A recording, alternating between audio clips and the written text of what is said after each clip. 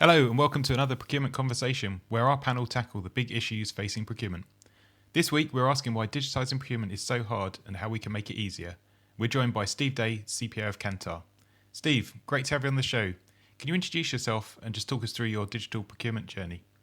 So, Steve Day, I've been in procurement all of my career. I'm not one of those people that says they fell into it. I wanted to go into it from a very early age. I think that's important to signal from the start.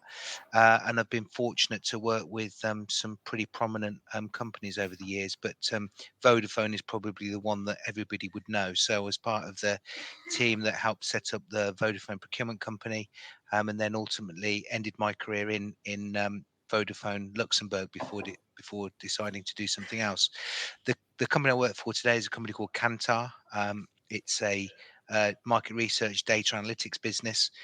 In simple terms, if you think about the brands that we interact with as consumers, Kantar provides insights to those brands about how you and I interact with those brands, and we do that on a global scale around the world. Up until 2019, we were owned by WPP, and we were privately sold to Bain Capital, which many people will know as a private equity firm that buys unloved assets, transforms them, and creates value. My journey with the company started in 2020, so a week after lockdown was announced. What I arrived into was a procurement organization that handled about $1.3 billion of spend, not an enormous amount, but it had three people managing it with no procurement systems, no technology to manage that, and the processes and policies were in pretty weak place. So fast forward 2 years, we've got a procurement team installed. We've got our policies and processes in good shape. We've got data now flowing from our AP systems, so we can begin to start understanding who we're spending it with, what we're spending it with, and then, of course, creating procurement opportunities. We are implementing Cooper, and today I'm actually in Porto in Portugal because we're setting up our procurement shared service center, which will really be the operational currency that we need to run and operate Cooper when we go live in July and September this year. Okay, great. Yeah, well, great to have you on. And you're not a particular fan, I understand, of the whole digital transformation term as such. Well, I mean, Rich, that was the point I made to you when you invited me to come along. Was kind of what kind of point of view did you really want me to articulate? But Hmm. no, I'm not a fan of it because I think what I see is an awful lot of people talking about it and using lots of abstract terms, but without really any kind of understanding of what it really means to what procurement functions are really going through and the change they're trying to respond to. So no, not a fan at all. And I think because of that terminology lots of people use, I don't think it really helps create a clear narrative, or for that matter, a clear idea of what people are doing. No. I mean, yeah, as I said earlier, it's something that there's a lot of firms in that space. They're trying to sell into many procurement teams, and I think, as you say, it's not necessarily a useful term. I think there's a sort of a foundational capability that needs to go in. There needs to be Hmm. getting the right data in there, making sure we've got the right processes that people sort of understand what we're doing. But yeah, the just putting in a system for system's sake, or just doing some sort of transformation program. It should be more of a business as usual, a sort of a continuous improvement cycle that people are going through, identifying where that can bring them value, and then implementing from there. So in terms of, I guess, kicking off the why it's been so hard. So as I said earlier, there's been an element of poor adoption. I think I feel like there's been some real failures in the sort of last 5 to 10 years, which have then made procurement leaders nervous about repeating those failures. So there's definitely a piece about fear of failure. There's definitely a perception out there that it's a very expensive thing.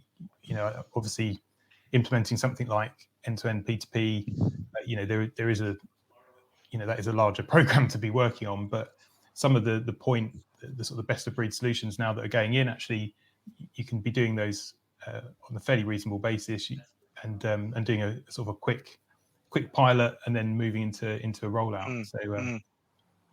I think Is this Just to pick on that point, Steve, I was interested because obviously from our, we hear the digital transformation phrase and terminology being bandied around by most, peers of yours in the marketplace. So I'm keen to explore that, if that's all right, just a bit further with you on what you see then. I mean, it's clearly an overused phrase in the market. So is that more from a change management point of view? Do you just think it's something that's just part of the procurement practice? Or I'm just keen to explore that further and what your views are. Because also at the moment, you're live in a big, I won't use the word transformation, but with the Cooper rollout, that's a huge change to your business. So I'd love to get your views a bit more on that.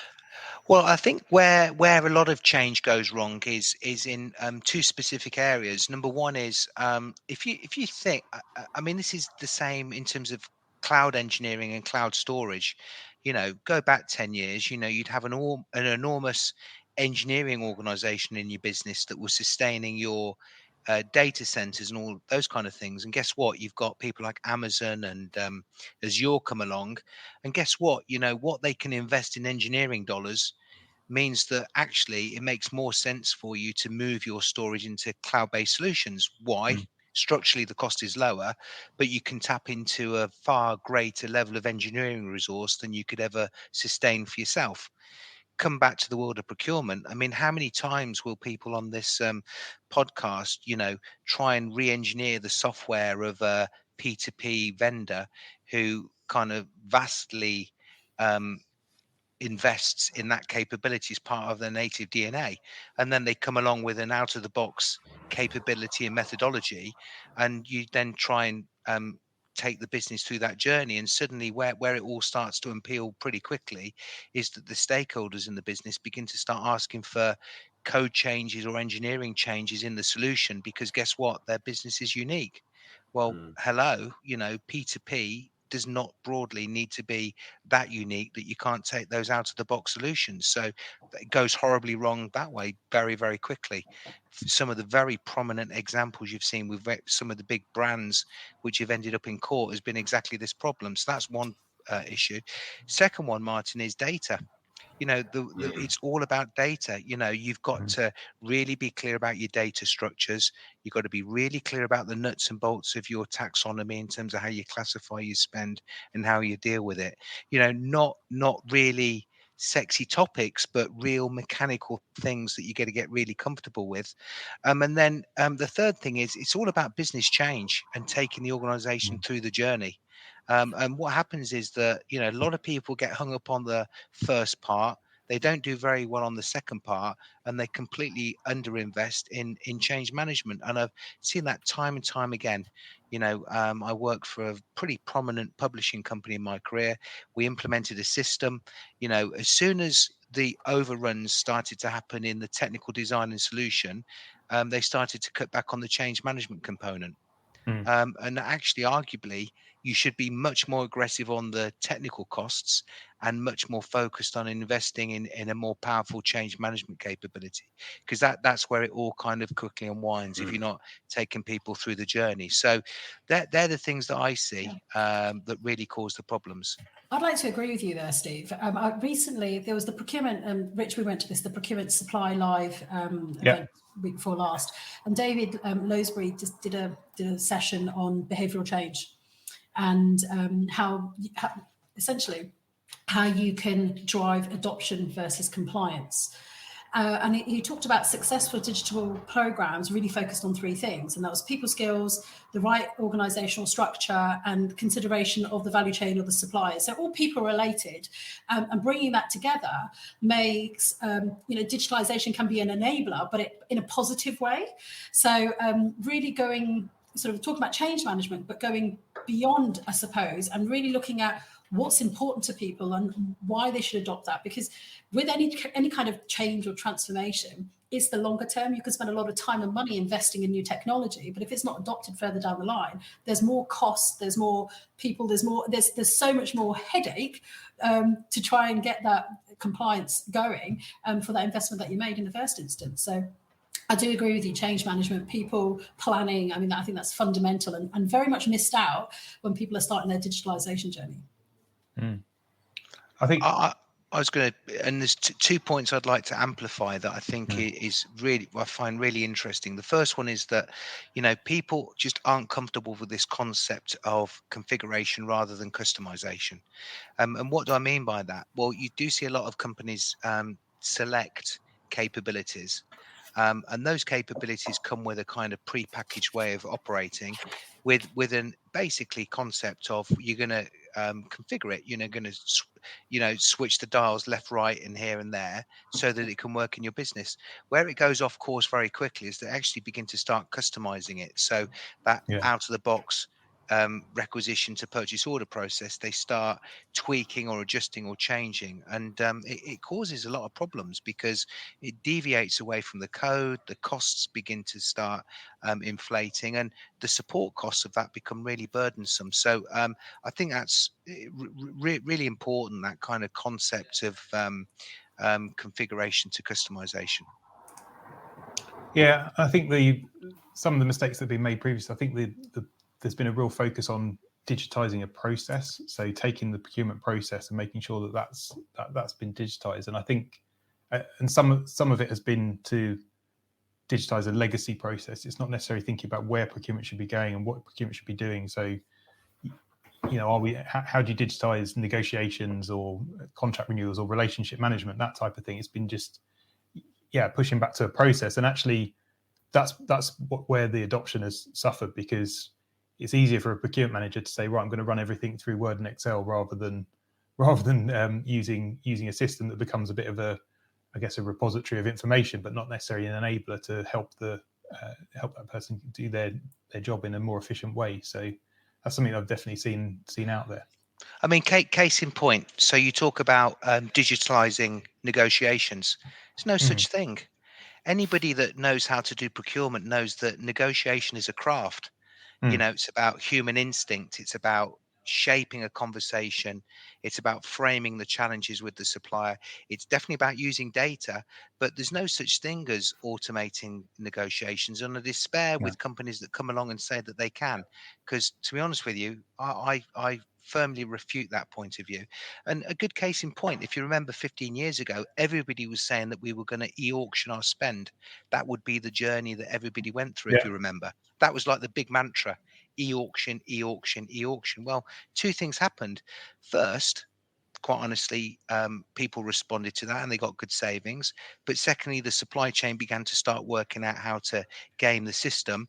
And more latterly, listen, I defy anybody in this marketplace that thinks they're going to e-auction things that are in short supply or have availability issues. I mean, good luck to you if that's part of your sourcing strategy, because I think it's all now about securing supply and working more intimately with suppliers than it is thinking that somehow you're going to negotiate cost reductions. So that, again, I think very candidly, people that use that type of language have, I'll be as bold as to say, probably never worked in procurement. You asked for controversy, Rich. The cookie cutter approach. I agree. I think one of the pitfalls as well, just talking about, Steve, you were saying around sort of taking the team on the journey. We've seen it with disgruntled candidates and clients that come to us and say, the CIO or whoever, someone exec, they've just said, we're going to bring this new system in. And it's not a case of we haven't told the team, we haven't talked to the team, we haven't got their feedback, we haven't, collaborated at all. It's just been, this has been done by X, so we're going to do it. Or I did it in my previous business, so I'm going to do it here. And it's very clunky and it can really disengage the team. So it might sound a really obvious thing to say, but for anyone that's sort of looking to roll out anything in that space, you just got to communicate with the team, explain why you're doing it, but also get their feedback, because they'll have their own ideas and views. But at the moment, in that digital world, we're seeing it as something that's really losing engagement with people. And it's so I'm just kind of echoing your point. I think that's both internal. Sorry, I think my microphone wasn't working very well earlier, but I think it's both internal and external. And I think the whole, when we talk about digitalization, we look very internal and look at our people and they come first.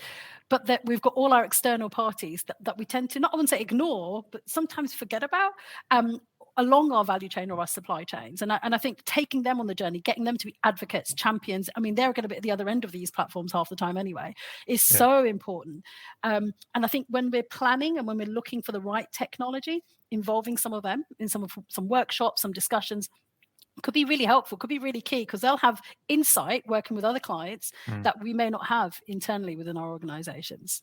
I think sometimes the approach is to push the work, so push it out of procurement and push it onto the suppliers, and actually that's not a long-term strategy, because as Steve says, in difficult markets, you just get people stopping engaging with you, really. We have a few comments, Rich, in the if you wanted to read them out. Tom Mills has just said, e-sourcing, does it have a place at all? So this is a good one. I mean, I guess my view is, a lot of people do go out and they look for these e-sourcing systems, and some of them are better than others. I feel like as I said earlier, actually, if you're digitizing a process, it might be that it only actually works for sort of 20% of the activity that you work on, like a proper traditional tender. I think that the tender process itself, is becoming a little bit outdated, the sort of the 6 to 9 month process, which is why I said, we need to be looking at how procurement can be working. So take it more from a process-led piece into a relationship-led activity. I think going out and just saying I need an e-sourcing tool isn't the right thing. I think you need to be looking at longer term objectives and then working back from there. And e-sourcing might have a place in that, or it might not. How about yourself, Steve? I'd be really interested at Kantar, particularly with inflation and all the external factors when it comes to supply chain. And you mentioned earlier, is e-sourcing something that you guys do or consider doing or use platforms to do?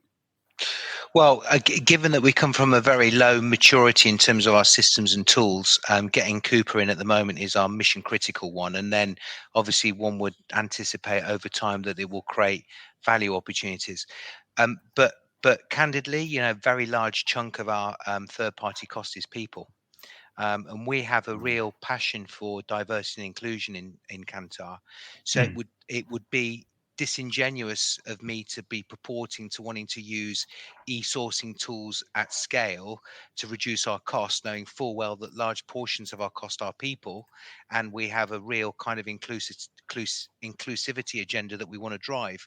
So actually, what I'm more interested in at the moment is, first and foremost, do we understand the suppliers that we do business with? Do we understand their diverse and inclusivity credentials? Are we comfortable that they're earning things like the living wage rather than minimum wage? And what's the waste that within Kantar we can eliminate?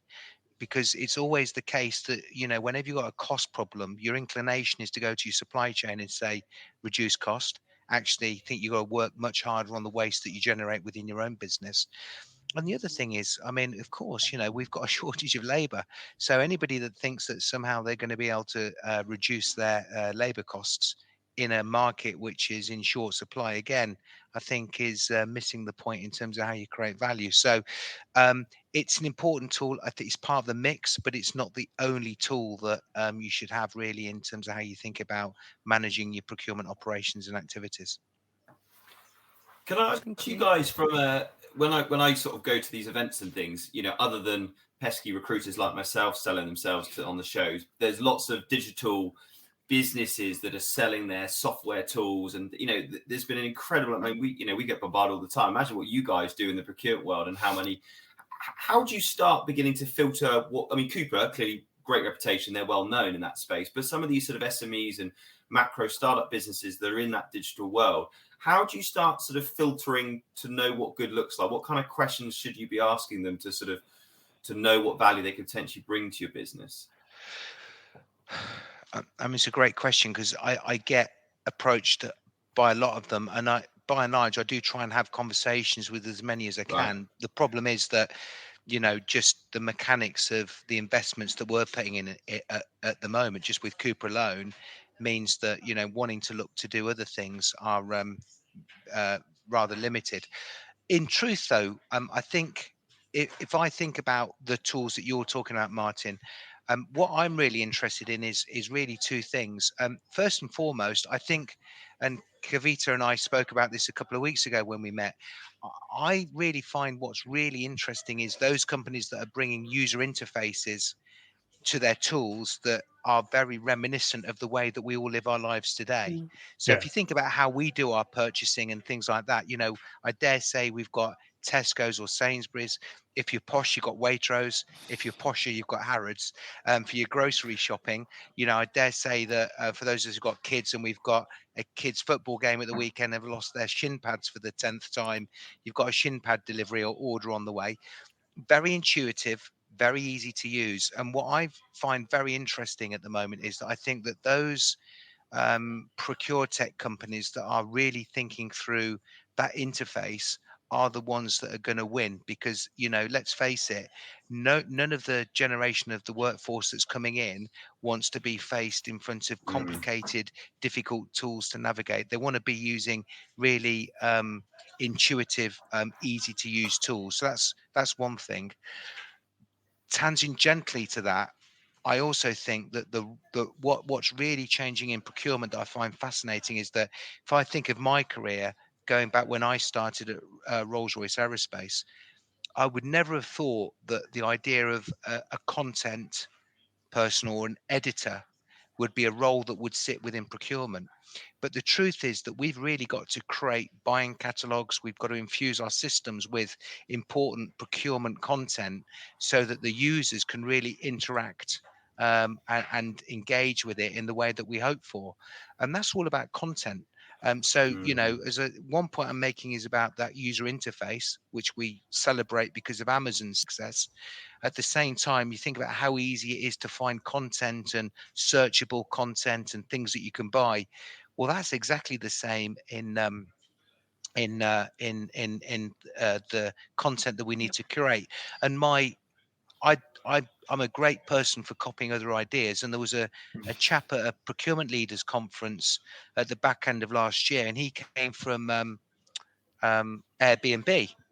And he was saying, you know, when we were at Airbnb, what we used to do was we would look all the time at whether Martin, Kavita or Rich, how they're interacting, what was stopping them from pressing the button to book and all that kind of stuff. And then we'd have these kind of micro things where we'd say to Martin, you can get a 10% discount if you book in the next 15 minutes. But it, you know, really ways in which people would interact and do it. And he made a really, really important point that resonated with me. He said, when I've come into corporate procurement, you procurement people are really, really lazy because your internal colleagues are stuck with you, whether they like you or not. You got a monopoly on it. You act like a monopoly. You Yeah. force them to use shitty processes. You force them to use procedures. You force them to use systems that don't work. And then you are indulgent enough to tell them that they're wrong when the things that you put in place don't work. And he said, if you could just take that mindset of Airbnb and install that in terms of the way you're thinking about the user experience that you're giving your colleagues, just think about the power of what your procurement experience would be like. That's really stuck with me because I don't think he was wrong. No, I 100% Yeah, agree totally. with you, Steve. I've been doing a number of tech bites with numerous new organizations, SME, startups, tech platforms. And the one thing that is common is the user interface, is the user experience. And also what we're seeing more and more is platforms that can also talk to non-procurement people. So really, really simple, no technical jargon, and just get the job done, which is at the end of the day what CPOs and what FDs want done. Rich, you've obviously got your platform. What has been sort of, as you started to build it and do your wireframes, sort of what was at the forefront of your mind? So that was the user experience was front and central, and I came from an e-commerce background as well. So the things like the A/B testing, that was really important. But keeping things simple, making sure there's no jargon in there for non-procurement people. Then we did a lot of so we've released a self-service product. So it's like an interface into the business, but it's it's more funky than your usual sort of procurement technology. So there's like high energy videos and that type of stuff to guide users through the process. And part of that was going to companies and doing interviews with people who know nothing about procurement, and then iterating that design, making sure that they were able to understand what they needed to do. As you say, if there's any points where they get stuck along the process, then making sure that we make little tweaks there to make it easier to use. And how about integration? Because that's the other thing as well.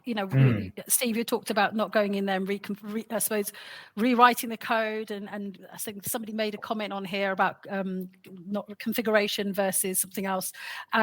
So it's how do you how important, that's the one, configure, don't customize, that's the one.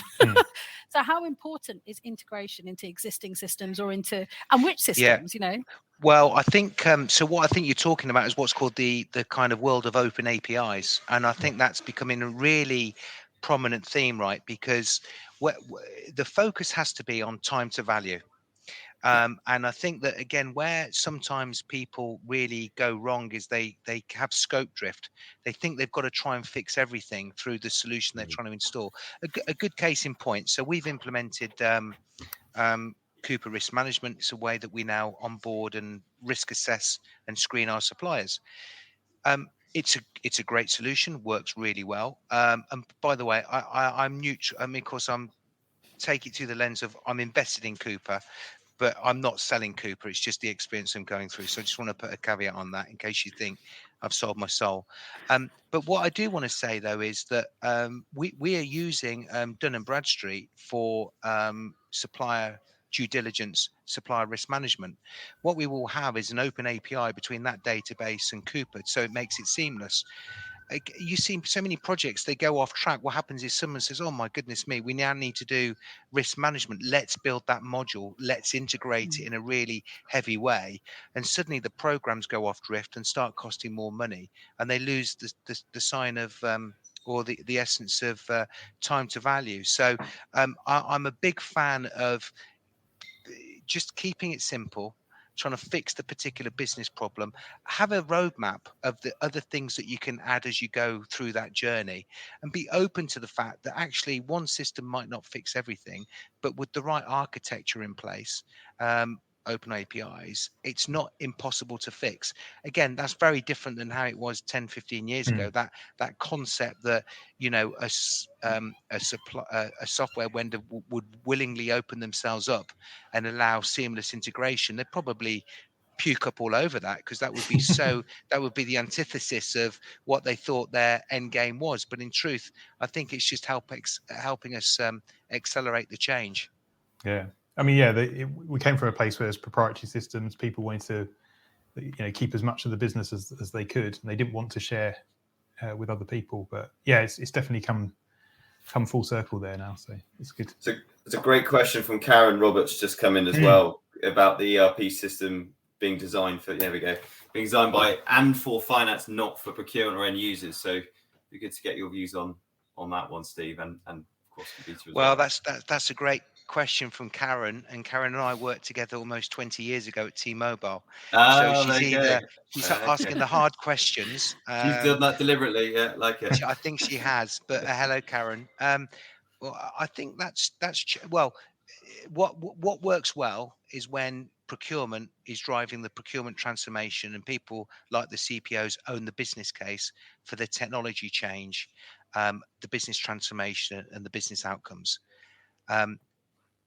It's certainly true that sometimes what happens is that procurement gets swallowed up in an overall ERP transformation, and it gets done to you rather than being an active participant and sponsor. I've got lots of grey hair since Karen and I worked together, and you won't be surprised to hear that I'm a big fan now of really, if there's a problem to solve with the procurement transformation, there you go, you got me using that word now, then I think it's more powerful if the CPO or the head of procurement owns it and drives it. Yeah, I think that's one of the things that we've seen as well, is that digitisation can sit in other departments, and actually you've got finance own your spend data, legal own your contracts data, and then you're sort of sitting in the middle, and you don't have access or ownership over or accountability over those, and that's where some of the sort of the data maintenance issues can come from. So it's the whole end-to-end process really needs to be thought out rather than one area in isolation. And Steve, I'd be good to know, obviously from a talent perspective, anyone that you're onboarding, is it just a given now, in your opinion, that you need to know tech? whether you're an HR services buyer, whether you're a software buyer, whether you're, whatever. Do you think, is tech just part of it now? Is that just part of the procurement profession? I think most people that come into jobs these days are tech savvy. Goodness me, I have to put my false teeth in. Tech savvy. So, but I still maintain, I think you want to recruit for attitude, aspiration, ambition, motivation. I think it was Jack Welch that said that the people that he would keep would be the people that had the right behaviors, that might not achieve the same goals, because that could be trained and developed. The people that had the technical skills but with the wrong attitudes were the people that were the wrong type of mix in your organization.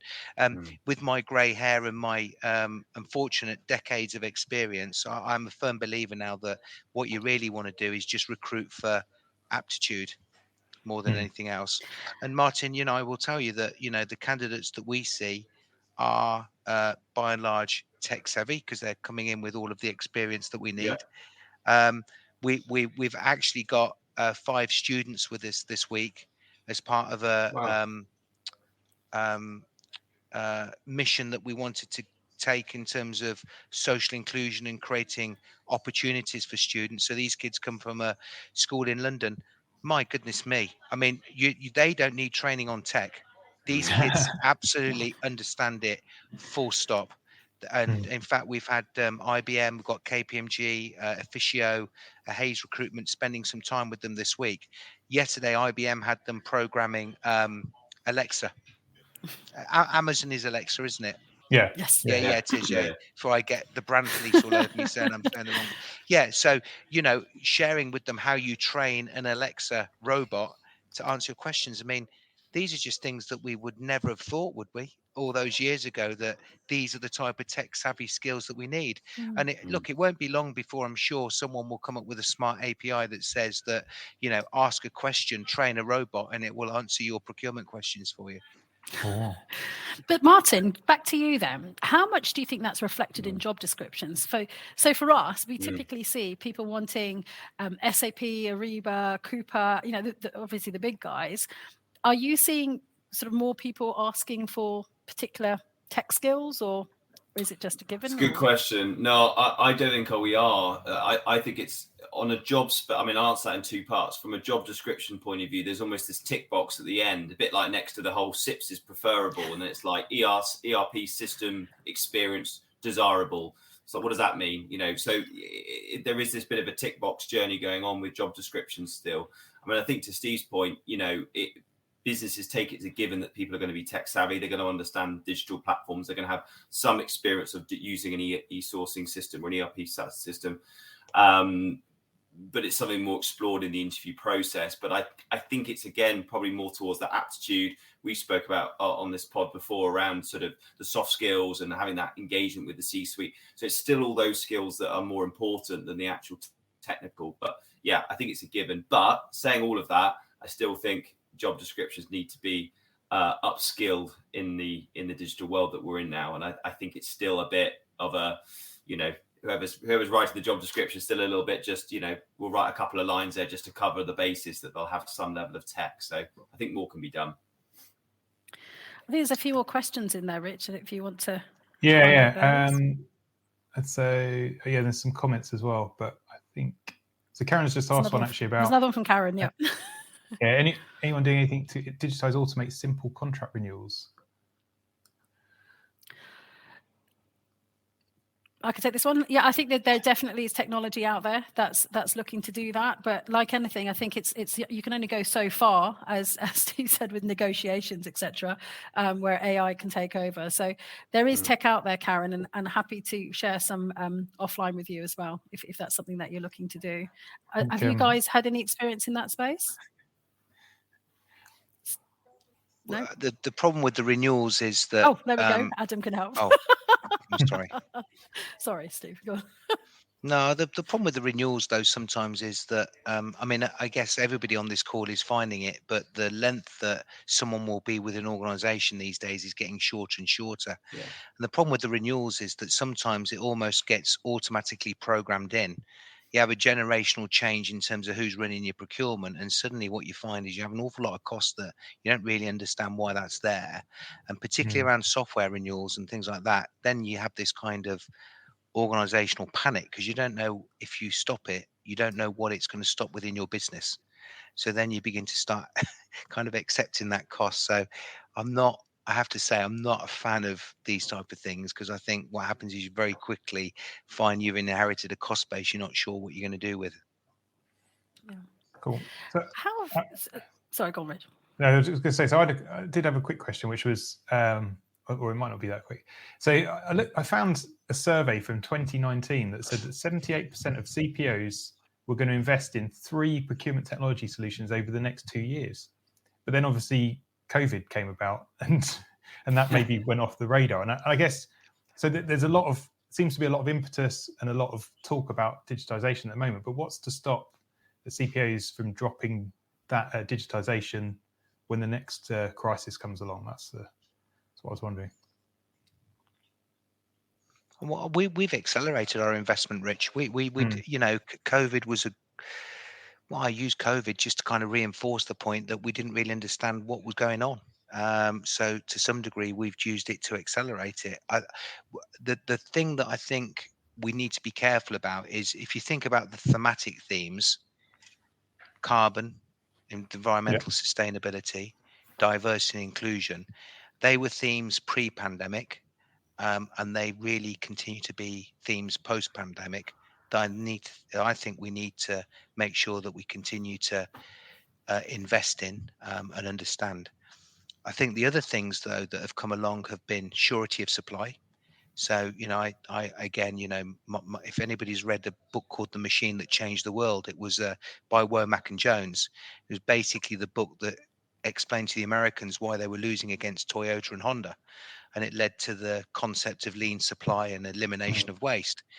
That served us very well for the past 30 years. But guess what? You have a kind of supply disruption, like COVID, you have a war, and then you have trade wars. Suddenly that abundance of supply that we've all kind of taken for granted has become a real issue. So I think, you know, resilience in supply chains is a theme that we need to pick up as well. And I do think that particularly consumer facing brands are under a growing burden of expectation on the part of the consumer to understand that the workforce that provides those products and services is being treated with fair conditions and all those kind of things. And you know, Karen's competitor Boohoo, you know, was buying T-shirts for £2 in Leicester, and you know, the buying organisation was surprised that, you know, poor labour practices were going on. So, you know, I think there are some things that, you know, we've got to be really on our toes as procurement professionals to make sure that we invest in. And how far do you think digitalisation is going to help support that and speed it up? Yeah, absolutely. So my point at the start is, it's all about the data. It has to be. Everything goes back to the data. Absolutely. Agreed. So do you understand your suppliers? Do you know who owns them? Do you understand the working conditions? Do you understand the reputational intelligence of those businesses? Do you understand the privacy and how they're handling some of your data and all those kind of things? For me, that's all data centric, and the solutions that we have available for us are allowing us to do this on a vast scale that hereunto historically was unimaginable. But with all of the disruption that we faced and the advent of all of this procurement technology that's out there, I think it's within our grasp to really begin to do. And, you know, it really changes the conversation in the organization, because now it's just not about year over cost reduction. It's also about all the other themes that I've mentioned. And just on the flip side, Steve, so how far do you think AI will go to take the role of procurement individuals or professionals? Do you think that will happen? Do you think that's... Again, you know, I don't want to prophesize too much, because I never would have thought 20 years ago I'd be sitting here with a t-shirt and a pink coat on. So, you know, I mean, projecting futures out is something I'm not very good at. But look, I mean, but what I do think is that the role of procurement is going to change. You know, I've talked about this idea of content curation. I never would have thought 10 years or 20 years ago that was a thing that we needed to think about. I would never have necessarily thought that um, the skills of engaging and changing and transforming a business would be a skill set that I would need. So those things are definitely skills and habits that we need to grow and develop. I do think there's a case to say that the more mechanical parts of the procurement journey we can automate at scale. Yeah. It doesn't seem to me like the requisition process, order receipting, invoice management. I don't think that needs an awful lot of people around it if you've got the right business rules. But I hesitate at what the future of AI looks like, because I just don't know. So, some of it I think will be powerful. Some of it I think could be a potential disaster. But and I completely agree with you. And how far do you go down the road of people buy from people? Because doesn't the introduction of AI and ML in digital platforms to do negotiations and tenders move us away from that human interaction? It's a really good conversation. That I wrote an opinion piece recently that was published. That's a big hint there, because what I was saying is that I think salespeople think that procurement are the bad guys. What they don't realize, and if they were to turn that on their head and actually say, actually procurement is a good front door into the business. And if you were to change that mindset and think about how procurement can enable you, then I think what you begin to start understanding, it's all about the relationship, ultimately. Where I think sales organizations need to be more sophisticated is that you probably face it like I do, get bombarded with requests all the time about things that have no relevance to my business. So, if we could, so that mechanical stuff, Kavita, if we could screen all of that out, oh my goodness me, that would be great. But you're right. I think ultimately big deals, big negotiations, it's all about empathy. It's all about personal chemistry. It's all about how you get to an accommodation, all those kind of things. I think what's happened is that procurement over the years has lost its way a little bit. I think what happened was, from the onset, there was too much of that. In the middle part, we got too focused on making it mechanical. Yeah. And now we're coming a little bit back now to, it is about chemistry, it is about relationship, it is about having a good deal. It's also about navigating all of the thematic themes that we've got to deal with in the world today. There's a lot of complexity, isn't there? It's sort of, you can't, it's very difficult to automate that. And I think if you invite a salesperson in and put them next to a bot and say, right, this is who you're going to be negotiating with, it's sort of that, you can't expect people to actually work like that. I think, you're right. There are easy negotiations. Talking as a supplier to you lovely procurement people, sometimes I'd rather talk to a bot when I'm doing my negotiation. Oh, Throw that in there. Well, so you should. But Martin, I told you the story that I found, that we did a brilliant negotiation, got the rates down on recruiting talent, and suddenly we had no talent. And guess what? A couple of our competitors were paying better rates. Well, that's exactly, more fool us. In a world where there's a talent shortage, be careful what you wish for when you negotiate with agencies. Yeah, it's all about value. Sorry, Rich, I stole your bit. Sorry. No, that's good. Yeah, it's all about value, isn't it? It's not about necessarily the cost. If you're not getting any good people, then that's not great value. I just thought we could maybe finish up on if we've got any top tips for people on how they can digitize their functions in a more effective way. I don't know. I've got a few, but I don't know if anyone else wanted to go through some. Don't try and swallow the whale is my suggestion. Break it down into the bits that, what I'm learning under Bain Capital is about time to value. How do you get to a point where you're creating value and you create that real sustainable model of investment and value, model and investment, and keep your ambitions tight to start off with. Don't go so expansive that, you begin to start wobbling and costs begin to start increasing and time to implementation begins to extend. I'll add in impact on people, considered people, internal and external. Great.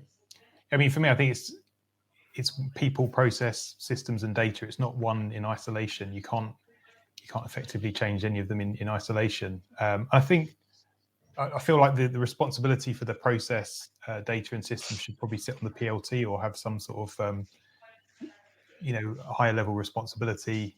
And again, it's not just a systems role. It needs to be a bit broader than that. I think getting the foundations right before doing anything fancy. So obviously making sure that you've got the data foundations in place before saying, right, I'm going to jump straight to some sort of AI-enabled blockchain solution. You've got to have your foundations right. I think I said earlier about the outcomes, making sure we're very clear on the outcomes that you want from your process. Don't approach it from just trying to fill a gap in a systems diagram. It's actually what is the business need. I think a lot of people are seeing that best of breed is very popular. It's easy to implement, put them in and out. So that's a good one. And then the fail fast. So pilot something, implement it, iterate it, and learn from your failures. I think I'm a big advocate of the Lean Startup. I think it's a great book. It just teaches people to have a bit more of a methodical way of implementing things and then seeing how well it goes and then moving on from there. Martin, have you got any? I'm just laughing at Chris Harding's comment saying perhaps the salesperson will be a bot. So I saw that. He's flipped that the other way around. So there you go. I'm going to be out of a job soon, so I'll be more time to do these things. Yeah. Martin, any tips for people, like from a talent point of view, anything that they could be doing to be sort of showcasing the skills that they need to get into these sort of roles? Yeah, I mean, read, learn, go online, go to these events, listen to things, listen to podcasts, listen to, people talking in the sector. We're very fortunate in the procurement community that there's so many people that really have a good understanding of digitalization. They know the right suppliers. So just lean on those people. We're always, Steve, Kavita, I know Rich speak on behalf of all of us, particularly you guys as the practitioners, always happy to share best practice ideas, who we're working with, how we're engaging, how we're influencing. I think the pandemic's really shown that procurement as a profession is an incredibly, close-knit community. And I think we've been really great to collaborate and engage. So just learn, upskill from people, mentor. We had I'll anecdotal, I won't mention his name, of course, but one of our procurement buyers recently, he actually just sat with the CIO in the business for a few days just to get to know that business unit and the IT function, and how it works and how they interact and stuff. So don't be afraid to do some work shadowing with people in that area, because 9 times out of 10, they'll be up for it and they'll want to help you and support you. So just be a sponge, absorb it. And that'd be my biggest bit of advice. That's a great piece of advice, actually. Yeah, just going into other business disciplines, other areas, we can bring in lessons from, as Steve said, places like Airbnb, software development, agile development. There's all these different things that we can be bringing in that'd be really valuable for procurement. It's all about the cross-pollination, isn't it? Breaking down the silos. Cross-pollination. There you go. Yeah, absolutely. Brilliant. Well, I think that rounds up today's episode. So, Steve, thanks again for joining us. Kavita, Martin, good to talk as always. And we'll be back to the next time. We've got a special guest lined up, I think, for 2 weeks' time, which I'm quite excited about. But I'll keep it a secret just for now until we're confirmed. Thanks a lot. And if you've got any feedback or anything that you want to add into the comments, we'll also release this onto YouTube and as a podcast as well. So if you want to listen, then we'll be releasing these as podcasts. So thanks all. Talk to you later. Thank you very much. Cheers. Thank you. Bye-bye.